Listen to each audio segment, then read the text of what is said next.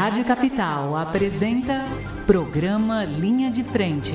Continuando hoje, sábado, dia 27 de abril. Sou Ana Paula, vamos juntos até às 6 horas da tarde. Ele continua comigo, meu parceiro Fábio Batista. Ana Paula, amigos e ouvintes, estamos de volta e já chegou aqui nos nossos estúdios a ele, que vai falar sobre o mandarim. Exatamente. Ele continua aqui com a gente, o nosso querido e competente Evandro, o nosso Pandinha. Mundo ouve a capital. Eu que falo isso, Pandinha. Que o professor Rovai adora quando eu falo o mundo ouve a capital. Você participando pelo nosso WhatsApp 983345777 é o nosso Linha de Frente. O Thomas foi tomar um café porque estava cansado de tanto falar, né? Foi tomar um café, volta aí um minutinho. Enquanto isso, Fábio, a gente vai conversar com a professora Annie Wu. A Annie nasceu em Taiwan, vive no Brasil há mais de 27 anos, é professora de mandarim há mais de 20 anos e uma das fundadoras da escola de mandarim Nihao. Além de ensinar o idioma chinês, Annie também é diretora pedagógica da escola Nihao, localizada na Avenida Paulista. Nihao, Annie. Nihao. Aprendi a falar uma palavra Seja em muito mandarim. bem-vinda, Annie. Nihao. Bem-vinda. Pandinha, aprendi a falar. Nihao significa? Olá. Olá! Ai, como a gente tá chique, Fábio. Muito chique, né? Até terminar o programa a gente já vai estar sabendo falar muita coisa. Ai, não sei, viu? Que é meio difícil esse mandarim, né, Annie? Annie, conta um pouquinho pra gente. A Nihao, ela existe há 12 anos. Como que surgiu essa ideia de criar uma escola de mandarim para os brasileiros? A ideia surgiu porque a demanda aumentou bastante e me faz sentir falta de uma estrutura para atender todos os alunos. Certo. E também percebi que a forma como eu ensinava e o mandarim atendia a necessidade dos alunos, eles gostavam e aprendiam com facilidade. Então, são as duas coisas que motivaram a criar a escola. Certo. Para oferecer uma boa estrutura em conjunto com o material e metodologia que eu desenvolvi. Ô, Annie, é verdade que o mandarim é o idioma mais falado no mundo? É verdade? Na verdade, o mandarim é a língua mais falada do mundo por conta do tamanho da China e da sua população. Certo. Que de cada 5 pessoas do mundo, uma é chinesa. É mesmo? A cada 5 pessoas, uma é chinesa? É, pelo número, realmente, por isso também a língua mais falada do mundo. E, além disso, a língua que vem tornando mais popular, né? Que cada vez mais gente está aprendendo mandarim, pois todos sabem que a importância da China no mundo atual, principalmente na questão comercial. Claro. China tem um Fantástica. papel fundamental nas relações comerciais, né, Annie? Gerando bastante emprego. E, Annie, qual que é o perfil de público que procura o curso de mandarim hoje? Quem são as pessoas que querem aprender a falar mandarim? O perfil é bastante variado, né? Mas, na sua maioria, nossos alunos são pessoas que têm interesse em fazer ou já fazem negócio com China. Estudantes universitários, pessoas que querem um diferencial no seu currículo e também os apaixonados por idiomas e pela cultura chinesa. Entendi. E qual é a maior dificuldade para uma pessoa começar a falar o mandarim? Por exemplo, eu já aprendi a falar o Nihao. Qual é a maior dificuldade? Um dos pontos, eu acho, é um aprendizado dos tons, né? Que o mandarim é um idioma tonal, ou seja, cada palavra tem um tom e ele afeta diretamente o seu significado. Por exemplo, mai quer comprar, mai quer dizer vender. Peraí, aí é muito difícil. Mai Não. é comprar e Vamos de mai novo. é Vamos de vender. novo, Annie. É isso? Você fala mai é comprar, comprar, isso. Mai, vender. É muito difícil, ainda mais uma loura. Isso é um desafio, porque os alunos têm que acostumar com o seu ouvido para perceber qual a diferença das entonações, né? E além disso, mais disso, porque outro ponto é falta de tempo. Falta de tempo de estudar. Entendi. A gente estava conversando ali antes da Annie começar o nosso bate-papo e eu falei para você, acho que você até concordou comigo, que a pessoa, o mandarim, a pessoa tem um tom mais suave para falar, é impressão minha? Talvez sim, talvez não. Talvez é o jeito que eu falo um pouco mais delicada. Ah lá, tô dizendo delicada, Fábio. Vai lá.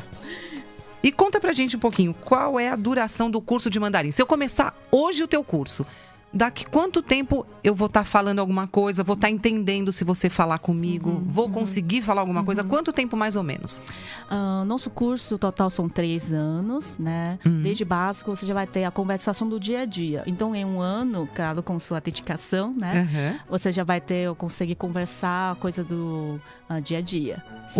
O curso, assim, 1 ano, mas duração de quanto tempo? 2 vezes por semana? Como é que seria? Temos curso de 1 vez por semana e também tem de 2 vezes por semana. Então, esse 1 ano que você fala seria quanto tempo? Seria de 1 vez por semana ou 2? Isso, de 1 vez por semana. Então 1 vez por semana. Então, ou seja, se eu fizer 2 vezes por semana, um tempo pode vai diminuir. Isso. Eu tô começando a me interessar pelo mandarim. Percebeu, né, nossa produtora Tati Costa? Então conta pra gente qual o fortalecimento das relações comerciais Brasil-China aumentou tanto que o número de pessoas estão procurando as escolas agora, né? Sim.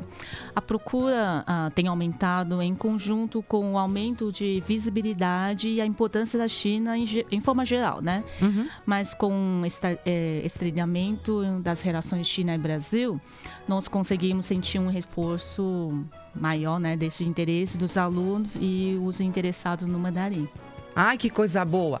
Que coisa boa. Agora, Eni, conta pra gente... além do mandarim, a escola Ni Hao, que eu já aprendi a falar que significa oi, Ni Hao, ela oferece também curso de etiqueta empresarial. Conta pra gente um pouquinho mais sobre esse curso de etiqueta empresarial. Mas espera aí, antes ele foi tomar um cafezinho aqui do lado, porque ele falou muito na nossa primeira hora. Eu já aprendi a falar, ele vai ficar todo orgulhoso de mim. Ni Hao, Thomas. Ni Hao. Aprendi!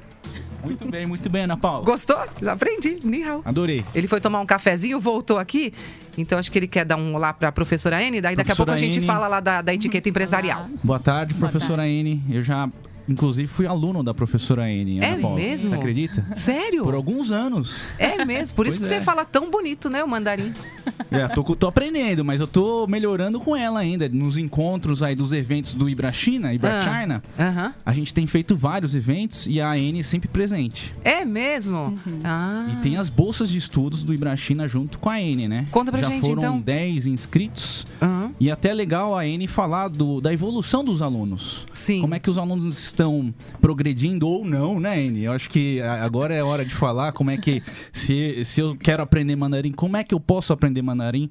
Porque tem 4 entonações o mandarim, Ana Paula e Fábio. É super difícil. Muito. Olha, a professora me enganou, viu? Ela me enganou. Ela disse que era fácil. Ela falou que era fácil. Facinho, viu, professora? Olha lá, faz aula comigo. Vamos fazer. Não, porque o problema da língua, Fábio e Ana Paula, me corrija aqui, professora, veja se não estou errado, é realmente entonação. Porque a gramática do mandarim é muito simples, Fábio. A dificuldade é o som. Como ele tem 4 tons, o 2, I. É difícil você fazer esse trabalho, Ana Paula. Então, acho que era até legal a professora Eni explicar se os alunos estão progredindo ou não, Eni, por favor. Inclusive o seu aluno Thomas. Pode falar a verdade. Sim, os alunos, claro, que o primeiro contato, sempre vocês dão um susto. Nossa, parece que estou ouvindo igual. Claro que isso com o tempo, você vai assimilando com certeza você vai conseguir diferenciar mais as entonações, sim. Que foi o caso que ela estava contando agora, enquanto você estava ali tomando um cafezinho, do mai, só que eu já esqueci o outro. Mai, comprar e vender. Isso mesmo. Só aí você já tem uma diferença, Ana Paula. Você quer vender ou você quer comprar, Fábio? O seu tom quero de vender voz. E quero comprar. Meu Deus. É a sua entonação, então. Exatamente. A palavra, na verdade, é a mesma, mas a tua entonação é o significado. Exatamente, Ana Paula. Eu vou dar um exemplo muito simples. Tinha um amigo meu em Hong Kong, ele foi pra China, ele é cantonês. Só que ele foi falar mandarim na China e foi pedir um sui jiao, que é um pastel. Como é que chama? Sui jiao. Sui É um gyoza. Um gyoza. É um gyoza, Fábio. Só que do jeito que ele falou pra menina, que é atendente do restaurante, a menina se ofendeu. Porque se você falar sui jiao, eu quero dormir com você. É a Você mesma acredita, coisa? Ana Paula? A palavra é a mesma? É a palavra, a entonação Caramba! muda completamente. Ela ficou brava. E a mulher saiu brava do restaurante e mandou ele embora do restaurante. Gente, A entonação muda tudo, né? completamente. Fábio, entonação muda tudo. Muda tudo. Então é muito mais difícil do que eu imaginava. Eu acho que agora aí, os meninos, eu tenho 3 filhos, eles estão agora tendo aula. Inclusive, os professores passam o quê? Música. Tá. É mais lúdico do que pra acostumar com aquele ambiente do som, das entonações. E aí ele vai se acostumando. Você já fala fluente? Eu consigo falar aí com a N bem, dá pra gente falar bem. Fluente, vai. Dá pra Olha falar. que bacana.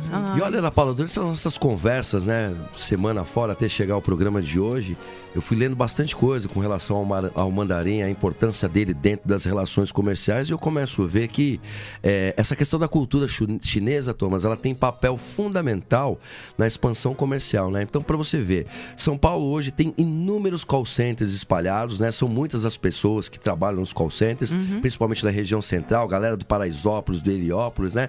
E conversando a gente começa a ver que aprender o mandarim já tem se tornado uma necessidade. Então, acho que cabe cada vez mais projetos de incentivos, escolas como essa, para que as pessoas, né, que estão nas regiões mais distantes da cidade possam também ter acesso para poder aprender o mandarim e usar isso no seu dia a dia de trabalho. Não é isso, Thomas?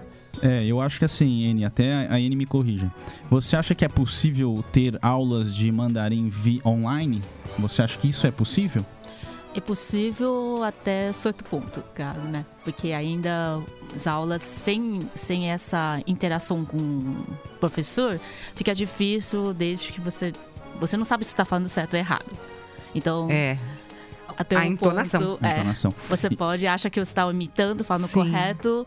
Se fosse uma aula assim, online, em sentido gravado, né? Fica mais difícil. E Ana Paula, a N fez um material, uma apostila da escola dela, que ela que iniciou a apostila. Tá. E hoje ela tem até o nível avançado, o nível básico, médio, intermediário e o nível avançado. Eu acho que ela produziu esse material, veio dos trabalhos que ela vem desenvolvendo ao longo desses inúmeros anos. E eu acho que era legal ela compartilhar depois, né? No site. A gente pode estar passando esse material, que eu acho que é um material básico, bacana para o pessoal já começar a ver alguma coisa. Ela tem uma lista aí de vocabulários. De repente você quer falar uma palavrinha aí, Fábio? Eu quero inclusive postar isso lá no Instagram do programa Linha de Frente. Quero mandar pros amigos e ouvintes da Rádio Capital AM, pra galera que tá no Paraisópolis. Sou um entusiasta, né, quando eu falo no Paraisópolis, porque é um lugar que tem bastante projeto bacana, muita coisa interessante. E vou até deixar o convite aqui pra você e pra N, viu, Thomas? Se uma hora vocês quiserem conhecer a comunidade do Paraisópolis, será um prazer acompanhar vocês lá. Com certeza, Fábio. Sim. Vamos fazer Thomas, esse trabalho. Eu aprendi mais uma palavra, só que agora com a tal da entonação, eu acho que eu vou falar errado. Qual que é, Ana Paula? Xexei. Xexê, tá certo, tá Xexê. ótimo. Tá bem, certo? tá certo. Falando em Eu xexê, tô a gente demais vai... duas palavras Falando em em um xexê, dia. Ana Paula, a gente vai parar por um breve intervalo e volta já já. Nós Fique ligado voltamos no já. programa Linha de Frente. Sempre um oferecimento da PEC e o apoio cultural da Ibrachina. Nós voltamos já, não sai daí. Thomas, você falou agora há pouco que o Ibrachina oferece umas bolsas de estudos. Isso mesmo, Ana Aqui Paula. com a professora N. Isso. Se a pessoa quer participar, como que ela faz para concorrer a essa bolsa? Nesse primeiro semestre a gente já teve as bolsas, foi uma concorrência enorme lá no Ibrachina. Mesmo? Que bacana. Esses alunos já estão fazendo o curso inicial, né? O inicial.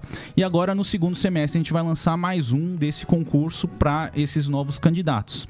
Então, para quem tiver interesse em aprender o mandarim, a gente indica a Escola Ninhao. E para o segundo semestre a gente vai lançar as novas bolsas dessa parceria Ibrachina e Escola Ninhao. Fantástico mesmo, porque a professora N já contou pra gente que o mandarim é o idioma mais falado do mundo. Olha como eu já sei. Porque a cada 5 pessoas no mundo, uma é chinesa. Já tem 1 bilhão e 300 milhões, aí a conta fecha mesmo, Ana Paula. Fantástico, fantástico mesmo. Tem bastante coisa interessante, né, Ana Paula, pra gente poder falar sobre o mandarim, né? E vamos deixar aberta de novo a possibilidade de você voltar aqui, Anne, pra gente poder falar mais sobre o mandarim. Sim. Eu acho que vão surgir aí diversas perguntas, muita coisa bacana aqui, pelo que eu tô vendo, tá bombando o nosso WhatsApp. E aí você volta pra falar mais conosco? Sim, sim. E quem quiser entrar em contato com vocês, como é que faz? Pode entrar em contato com a escola, né? Escola Ninhao, ou pelo site www.ninhao.com.br ou pode nos encontrar nas redes sociais também. www.ninhao com ninhao.com.br. Isso. Quem quiser participar também da disputa aí do concurso das bolsas é só acessar lá, não é isso? Sim. E tem telefone? Sim, tem. Qual é o telefone? 11 3141 0809. 3148 3141 0809. 0809. Isso. Tá certo, Anny. Muito obrigado pela sua presença. Muito obrigado por trazer as questões tão esclarecedoras com relação ao mandarim, viu? Sim. Thomas, vamos trazer a professora novamente para ela me ensinar mais umas palavrinhas, para eu não passar tanto vexame como eu passo com você. Com certeza, Ana Paula, vamos fazer isso. Vamos trazer. Professora, é um prazer ter você aqui. Muito obrigada, viu? Xexê. Ah lá, que bonitinho. Volte outras vezes, né, Thomas? Já está convidada. Sim. Porque esse idioma fantástico, mandarim, tem sempre muitas coisas bacanas para ensinar pra gente, né? Sim, eu acho que a primeira coisa, quando você vai lidar com a outra parte do mundo, Fábio e Ana Paula, realmente é a língua. É. Né? Como é que você faz o contato com um parceiro ou com quem você quer fazer negócio, estabelecer um relacionamento? É a língua. Então, o mandarim realmente aí tá na moda e tem muita gente estudando. E você sabe que os nossos ouvintes estão adorando o programa, estão adorando saber todas essas curiosidades e questões da cultura chinesa. Tem muita coisa boa pra gente falar ainda, não é isso? Bom, Ana Paula, exatamente, já tá são 5h22. Germano. É, porque a gente vai para os comerciais agora. Voltamos já, vamos conversar com o Alexandre Germano, vamos falar de imposto de renda, né, Isso. Thomas? Nós voltamos em 1 minuto, é o nosso Linha de Frente aqui na capital. Não saia daí. Oferecimento da APEC, Apoio Cultural Ibrachina. Voltamos já, porque o mundo ouve a capital. Muito chique, muito. E agora a gente vai conversar com o Alexandre Germano. Ele é sócio fundador da Contabs, Assessoria Empresarial Limitada, que é uma empresa especializada em gestão contábil, tributária, financeira, societária, constituída em 1991. Foi membro associado da ANEFAC em 2010 e conselheiro de administração certificado pelo IBGC em 2011. Palestrante convidado da APEC, da Associação Paulista do Circuito de Compras, e também atua como membro do Conselho de Administração, Conselho Consultivo, Comitês de Auditoria e Comitês de Gestão de diversas companhias e empresas brasileiras. Boa tarde, Alexandre. Tudo bem, Germano? Boa tarde, Ana Paula. Boa tarde aos ouvintes. Seja muito bem-vindo aqui ao nosso Linha de Frente. Ok, obrigado pela oportunidade. Imagina. Conta pra gente, Germano, por que para as empresas é essencial a gente ter uma assessoria contábil? Bom, talvez a gente passasse aqui alguns programas falando isso, tá? Eu vou tentar ser o mais sintético possível. A contabilidade, ela é o coração, o pulmão, o fígado, todos os órgãos vitais de uma empresa, né? Ela quem processa as informações, ela quem prepara os números que apoiam a tomada de gestão. Ela conta a história da empresa e planeja o futuro da empresa. Então, ela em linhas gerais, essa é a essência da contabilidade. Tem papel fundamental, né? Para poder fazer a empresa funcionar. Total. E é muito bacana essa coisa da contabilidade, porque ela tem aspectos bem interessantes, né? Entre eles, se você não tiver... Hoje, se você não... Na abertura da empresa, não é isso? Se você não tiver um contador constituído, a coisa já complica de início. E é por isso a importância do trabalho da APEC, da Associação Paulista dos Empreendedores dos Circuitos de Compras de São Paulo, junto aos seus associados, quando o assunto é a questão contábil, não é? Sem dúvida, sem dúvida. A PEC, ela vem, desde a sua fundação, apoiando os empreendedores do circuito de compras, com palestras praticamente semanais, com apoio de todo o corpo jurídico, o contábil, o tributário, oferecendo soluções, oferecendo oportunidades de conhecer um pouco a legislação. Porque hoje a gente tem um emaranhado muito, muito grande de legislação que torna o empresário um pouco cético em relação a se isso funciona ou não funciona. Mas a APEC, ela vem hoje junto com seus associados, enfim, quebrando esse paradigma, dando oportunidade de regularizações, enfim.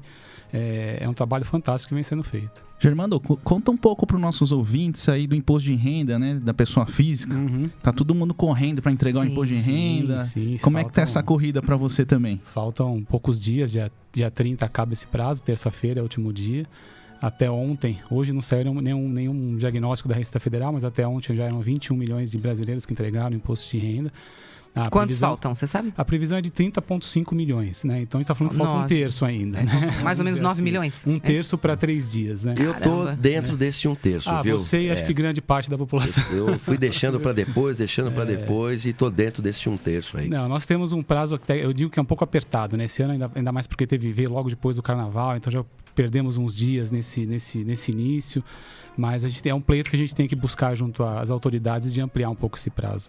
Thomas, num país como o Brasil, com alta carga tributária, onde os impostos não são devolvidos para a população através de benfeitorias e serviços do jeito que deveria acontecer, na sua visão, qual é o papel, além da questão de orientar os seus associados, da questão contábil, com relação a esse tema que a APEC tem junto aos seus associados, amigos e parceiros? Vou dar um exemplo simples, Fábio. Vamos pegar o exemplo da MEI. A gente sabe que a MEI, ou essa microempresa, empresa de pequeno porte, ele tem o Simples Nacional, né? Uma tributação mais facilitada aí. E ele paga uma taxa só, que é o DAS. Às vezes essa pessoa que está nessa empresa, ele pode bater imposto por se tratar do trabalho que ele está exercendo. De repente está importando um produto, trazendo algum produto, que pode estar fora dessa incidência de imposto. Então, uma das palestras que tivemos na APEC foi exatamente isso, orientar as pessoas que estão na microempresa ou de empresa de pequeno porte e que possa tirar esse imposto, porque esse imposto está vindo indevidamente para a empresa dele. Mas é pago mensal? Como é que é? Você falou desse, como chama? Aí até o Germano pode explicar melhor. O MEI é algo que eu que já estou há 25, 26 anos nessa área, achei que fosse algo pouco prático, mas foi algo que realmente é pouco prático no sentido de o governo se firmar com isso, do governo aceitar isso. E o governo aceitou, tudo bem, veio do próprio governo, então ele aceitou, isso daí já está em vigência há algum tempo e é fantástico para aquele pequeno empresário que não tinha acesso a essa regularização rápida. Hoje o portal do MEI, um portal do governo, reforço, aqui acho que a grande parte da população tem um pouco ainda de receio de falar de serviços bons do governo, até porque os serviços não são bons, né, Fábio? Você falou agora há pouco que o imposto não volta e não volta mesmo, né? Deveria ser muito melhor do que né? Mas esse caso do MEI, o portal é fantástico, o portal funciona muito bem, o recolhimento é muito fácil, você pode colocar em débito automático, você pode pagar via boleto, é uma taxinha mensal de R$ 49,90 mais R$ 5,00 para quem é comércio, uma taxinha mensal de R$ 49,90 mais R$ 6,00 se é uma empresa de serviço e R$ 49,90 mais R$ 6,00 se é uma empresa de comércio e indústria. Certo. Então, você acaba contribuindo para a Previdência. Então, esse microempreendedor individual que está inscrito no MEI, ele é um segurado previdenciário, ele pode ter qualquer tipo de problema, ele vai ficar afastado e a Previdência vai cobrir, ele vai contar como um tempo de contribuição para a Previdência numa futura aposentadoria. Não na aposentadoria por tempo de trabalho, mas uma aposentadoria por idade. Então, isso daí vai contar também. É algo que é muito fantástico. E eu achei, por ser um valor tão baixo, que isso não fosse durar. Mas vem durando e acho que veio para ficar. É algo que veio para ficar. Então, quem tem MEI também tem que declarar imposto de renda? Não necessariamente, não. O MEI ele é uma figura jurídica que nasceu aqui no nosso ordenamento, que estabelece... estabelecido para aqueles microempreendedores que faturam até R$81 mil por ano. Necessariamente, se ele não faturar R$81 mil por ano, ele não está obrigado a declarar. Não precisa. Então, você tem os requisitos obrigatórios para declarar imposto de renda. Se você teve um rendimento anual acima de 28.559, rendimentos isentos acima de 40 mil, patrimônio acima de 300 mil, se o MEI não se enquadrar em nenhum dos requisitos obrigatórios de declarar imposto de renda, ele não precisa fazer o imposto de renda. Entendi. Ele não é o fato de ser MEI que ele está obrigado a fazer o imposto de renda. Germano, entendi. E Ana Paula, queria saber o seguinte, Germano, em um momento que o Brasil cresce de maneira absurda o número de empreendedores, essa questão do MEI, ela contribui para que o país possa crescer e melhorar em outros aspectos com relação a essa coisa da tributação? Muito, Fábio. Pode. Eu acho que o MEI ele contribui porque você tira uma camada que é incalculável hoje da população, que é uma economia informal. Essa economia informal hoje é muito fácil dela se formalizar com o MEI. Porque você não precisa ter uma obrigação, você não tem uma obrigação como uma empresa, vamos dizer assim, que não seja a MEI, requer de você ter uma escrituração contábil regular, você ter um acompanhamento de uma assessoria. Não que você não precise ter, a contabilidade, a gente volta no começo. Mas é meio difícil, né, Germano, uma pessoa sozinha fazer, né? É difícil, Acho que sempre tem que ter um apoio, né, Thomas, de um contador. Porque eu mesma, eu não consigo fazer nada sozinho. É por isso que existe desde que o MEI foi criado, existe um intercâmbio para que os contabilistas apoiem o MEI, ou seja, com subsídio de honorários, enfim, em troca da inclusão das empresas de contabilidade no Simples Nacional também. Foi uma troca com o governo. O governo permitiu que as empresas de contabilidade optassem pelo Simples Nacional, que é uma tributação também bem bacana. Está aí desde 96 também no nosso ordenamento, foi reformulada em 2006. E aí as empresas de contabilidade, elas têm que apoiar o microempreendedor individual, com a constituição, com a manutenção. É uma contrapartida para as empresas de contabilidade. Pois é, Ana Paula, então fica claro, né, que os nossos ouvintes que são empreendedores, eles têm papel fundamental, têm que se sentir orgulhosos porque eles fazem parte desse crescimento, desse avanço, desse desenvolvimento para o nosso país, né? Sem dúvida. Mas, Ana Paula, eu queria pedir licença só um minutinho e mandar aqui um abraço para Guiomar Ferreira de Abreu, que mora lá em Alto Alegre, em Rondônia. Tá lá sintonizado, ouvindo o nosso programa, mandando um beijo para você, mandando um beijo para todo mundo. Deixa eu aproveitar e mandar um beijo para dona Maria Lúcia, que é a mãe da Aline. Tá lá em Osasco, tá aniversariando hoje. Parabéns, dona Maria Lúcia. Muita saúde, muitas felicidades, muitos anos de vida. Tudo de bom pra senhora. Um beijo para ela, viu, Aline? Ô, Germano, quer mandar beijo já? Não, já quero mandar um abraço pro pessoal do Paraisópolis, né, Fábio? Paraisópolis, Gilson, que tem um grande trabalho sim. lá, fez convite, pediu pra gente ir lá fazer uma visita, levar as informações da APEC, e a gente vai fazer isso com grande carinho. Paraisópolis, Germano, concentra um número maravilhoso de pessoas que são empreendedoras. Paraisópolis hoje tem todo e qualquer tipo de serviço que você puder imaginar. Você sabia, por exemplo, vou contar aqui uma curiosidade, Thomas. Você sabia que existe uma marca de sabão em pó que era considerada aí um produto de consumo de um público com um poder maior aquisitivo, né? Do que as pessoas que estão no Paraisópolis. E com o decorrer do tempo, a própria empresa descobriu que a maior compra desse produto, desse sabão em pó, vinha da região do Paraisópolis. E isso gerou grandes avanços. Hoje você tem banco, você tem uma série de coisas dentro da comunidade do Paraisópolis que vem se desenvolvendo. Todos são grandes microempreendedores. Grande no sentido da palavra do ser humano e empreendedores com garra e luta. Como grandes empresários, né? Fantástico. Fala, Thomas. Não, então, e Fábio, só para complementar o que você falou e o que o nosso amigo Germano falou, da MEI, é que ele tem um tratamento facilitado também em relação ao alvará de funcionamento, não é, Germano? Sim. Acho que isso era legal o ouvinte saber desse papel. Sem dúvida. O licenciamento ele é simplificado para as atividades do MEI. Obviamente que as atividades que requerem uma atenção maior, uma atenção sanitária maior, isso é um pouco mais ainda regulado pelo governo. Mas o licenciamento do MEI ele é praticamente automático. Você não precisa fazer todo aquele licenciamento, todo aquele aparato que uma empresa que vai se instalar hoje para requerer uma licença de funcionamento não é necessário para o MEI. O MEI é praticamente sumária a instalação dele. Que bacana. Germano, e quais são os principais erros cometidos quando a pessoa vai fazer a sua declaração de imposto de renda, tanto jurídico como físico? Física, né? Essa também é uma pergunta que dá pra gente estender bastante. Eu vou procurar ser bem sintético aqui também, bem resumido. Vou dividir nos capítulos, né? Pessoa física e pessoa jurídica. Pessoa física, muito cuidado com declaração com os dependentes. Os dependentes, hoje todos, independente da idade, é obrigatória a informação do CPF. E se esse dependente teve algum tipo de rendimento e você, de repente, omitir na sua declaração, isso é causa de malha fina. Um dependente. Tá. Então, muito cuidado com isso. Às vezes, pais separados que informam o mesmo dependente, como agora tem CPF, isso daí vai ser deflagrado. Muito cuidado com as despesas médicas. Não são todas as despesas, né? Muita gente acha que pode declarar remédios, enfim, não, isso não pode. Algumas despesas que não são simplesmente o serviço prestado pelo médico, pelo dentista, mas, por exemplo, uma prótese para quem teve uma cirurgia e o médico atesta que isso é obrigatório, isso pode ser deduzido.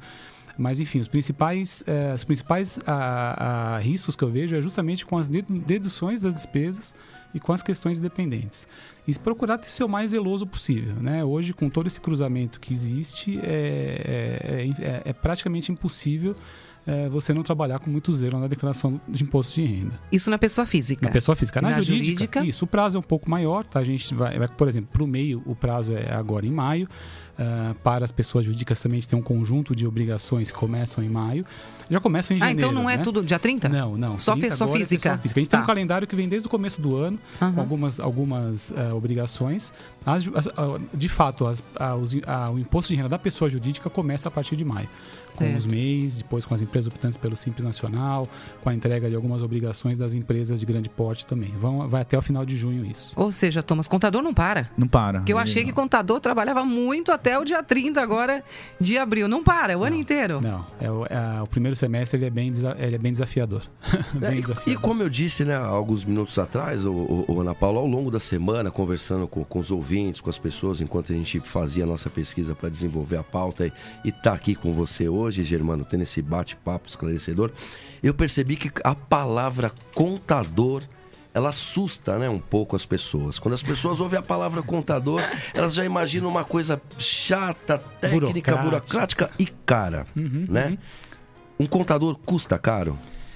Eu te diria que ele é muito barato perto do retorno que a gente traz. Então, parece uma resposta meio vazia, mas num país que a gente vive com esse manicômio, isso daqui é um manicômio tributário, tá? Isso aqui eu falei muito bem do governo em relação ao MEI, mas aqui eu ressalvo minhas críticas ao nosso regime tributário, né? Isso aqui é um manicômio. Aqui, por exemplo, existem comparações onde você, para apurar um imposto no Brasil, tem que ter uma estrutura 14 vezes maior do que uma empresa americana, do que uma empresa europeia, para você apurar o imposto só, né? Sem contar a carga tributária que é elevada, enfim, tudo isso. Então, esse é um dos nós hoje dos empreendedores, né? Então, o contador ele tem um papel fundamental nisso, é desatar esses nós.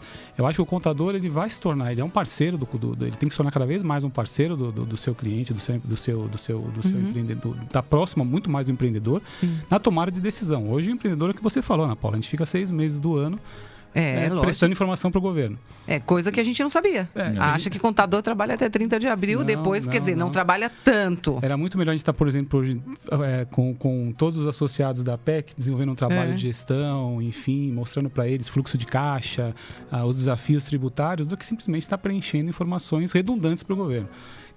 Porque quando eu falo desse calendário de janeiro a junho, várias das informações que são prestadas são redundantes. Você informa em fevereiro que você informa agora em maio novamente. Certo. Então, são coisas que eu acho que esse novo governo prometeu desatar esse nó, vamos dizer assim.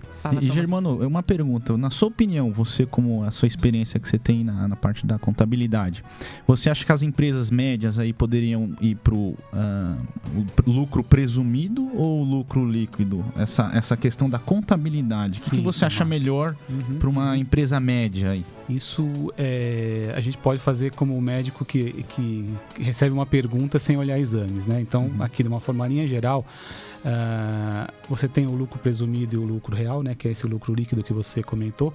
E que, na verdade, depende muito de quanto essas empresas têm de margem sobre o seu serviço, sobre o seu produto.